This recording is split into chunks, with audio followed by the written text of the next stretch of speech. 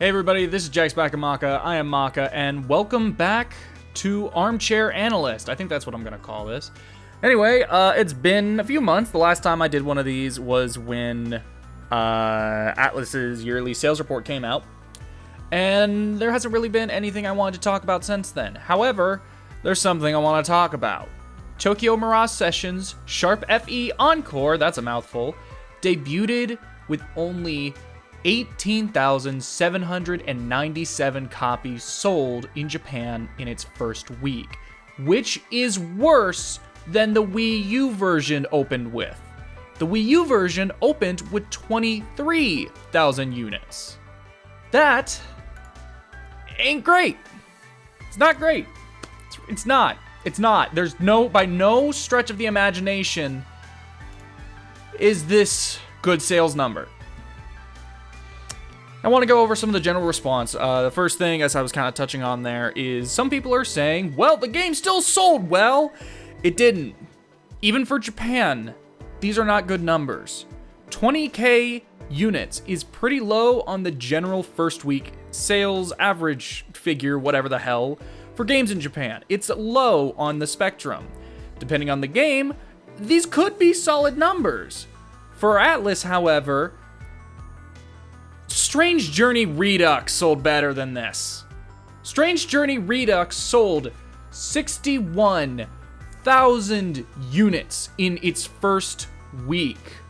And it was the fifth, comparing of the other mainline releases, it is the fifth best-selling debut week.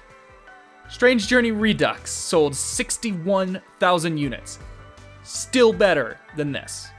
That is 40,000 more. These numbers have more in common with Persona dancing games, specifically 3 and 5.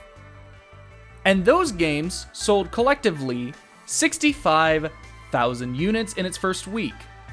Across 2 systems with 6 different SKUs, that being Persona 5 Dancing on PS4, Persona 3 Dancing on PS4, P5D on Vita, P3D on Vita, the Vita Twin Pack, which was both games, and the PS4 Triple Pack, which was P3D, P5D, and Dancing All Night, all ported onto the PS4. These games were objectively a financial failure. They did not do well, and when compared to them, Encore sold the 3rd best of the 7 SKUs. These numbers are not good. The game did not sell well. Another general response I'm seeing is that, oh, it's more popular in the West. Japan doesn't care for it. We do not have any sales numbers that indicate how well the game sold in the United States. We cannot say for certain that this game is more popular in the West. Yes, it probably will sell better in the West than in Japan, but that's the case for practically every game. Every game sells better in the West because there is a bigger market. The United States has way more people buying games than Japan. You gotta look at things proportionally. But yeah, it probably did sell better in the West. But like I said, we don't have any sales numbers that indicate how well the game sold in the United States. We do, however, have sales numbers that indicate, at least give a decent idea of how well the game did in the United Kingdom, the UK. It came in at number 11 in the top 40 entertainment software sales charts. Despite knowing its placement, we don't know any concrete numbers, but we do have an idea of where it is. It actually placed higher on Switch than it did in its debut than it did on Wii U. On Wii U, it placed in, 17th place? 16th. It ranked 16th its debut week on Wii U. It ranked 11th on Switch. That's much better. Not only that, but according to the data, it sold 17% stronger, or at least the people giving us the data. It sold 17% stronger than the original Wii U game did. So, that's indicated that, yeah, it is selling better, but I think everyone was kind of expecting that. Everyone was expecting the game to sell better on Switch, because everything's selling better on Switch. Moving on to the next general response. So those first two are kind of more like optimistic, like, you know, kind of damage control-y. Now I'm going to get into the more negatives. Because yes, I have been basically fighting to say that these numbers aren't good this entire video. These numbers are not good. But they're not good, but they're not for the reason that you think they are. The biggest thing I'm seeing in terms of why the game is not doing well is that's what you get for censoring the game. Censorship, blah, blah, you covered up the titties, and yeah, like, hey, I don't like the censorship either. I think the fact that they completely removed the gravure subplot, they removed that and changed it from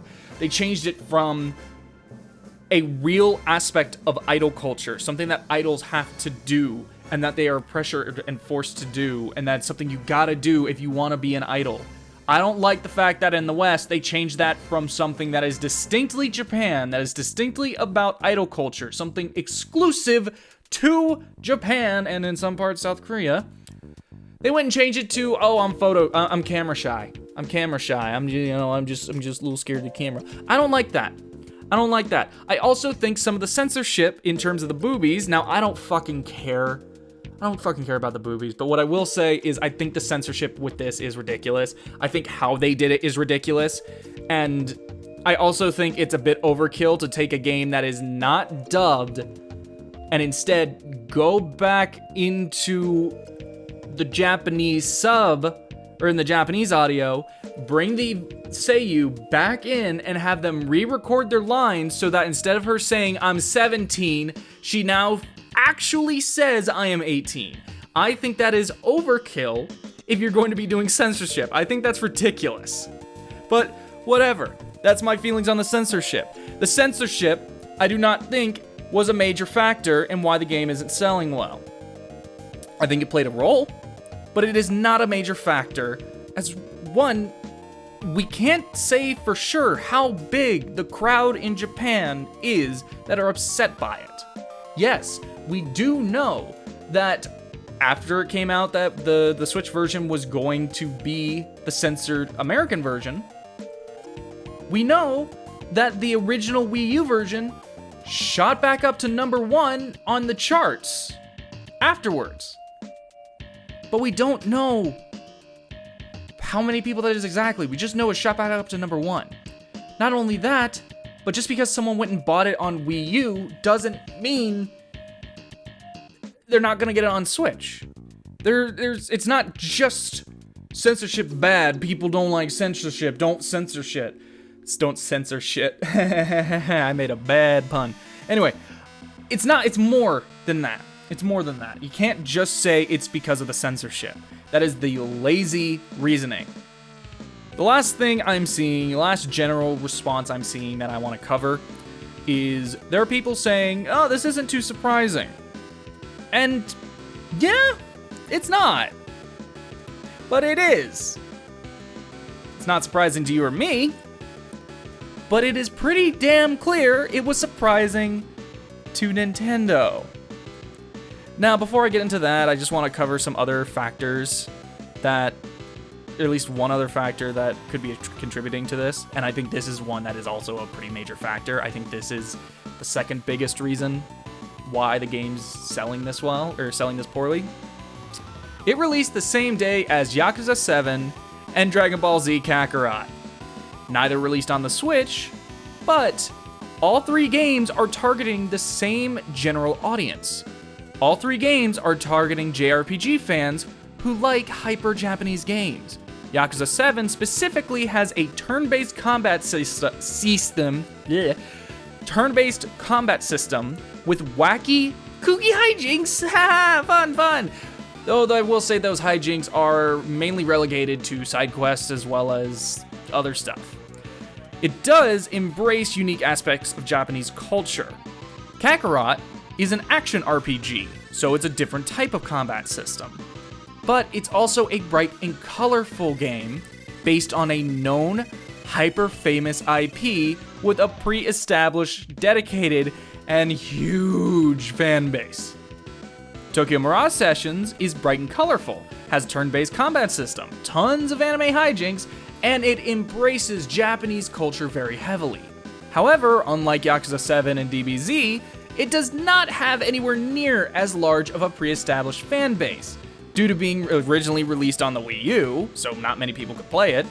It's a relatively new IP, and because it's so different from your standard Fire Emblem game in both tone and gameplay, it's understandable if it doesn't interest Fire Emblem fans.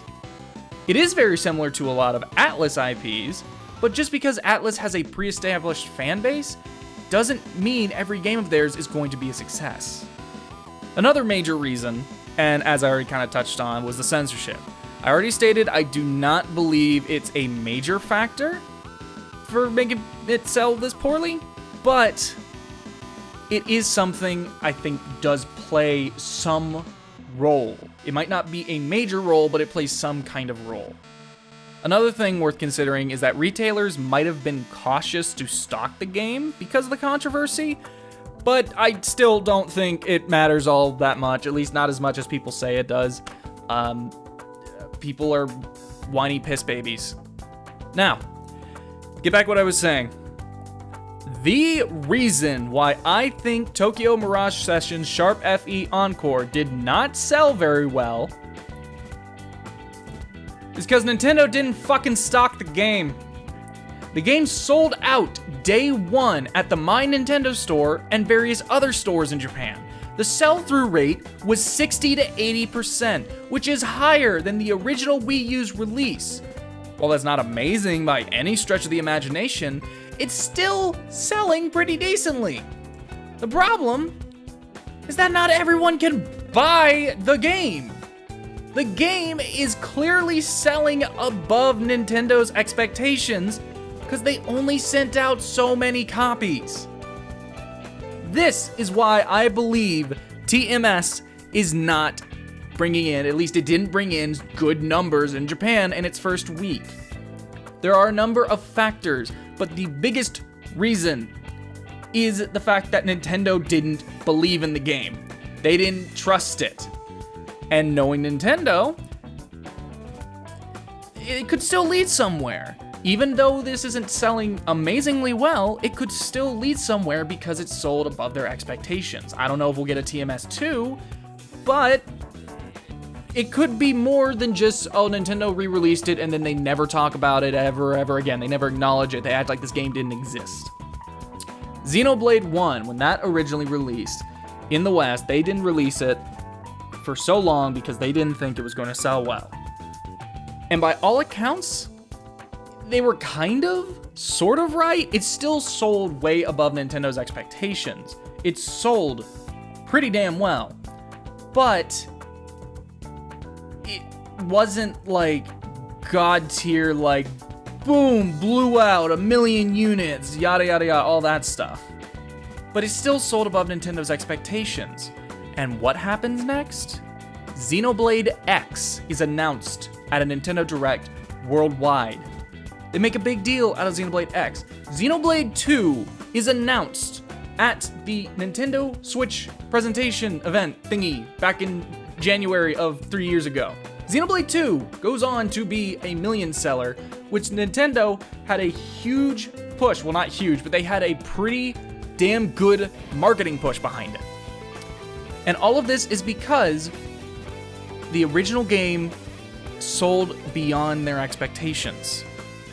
TMS is clearly selling beyond their expectations.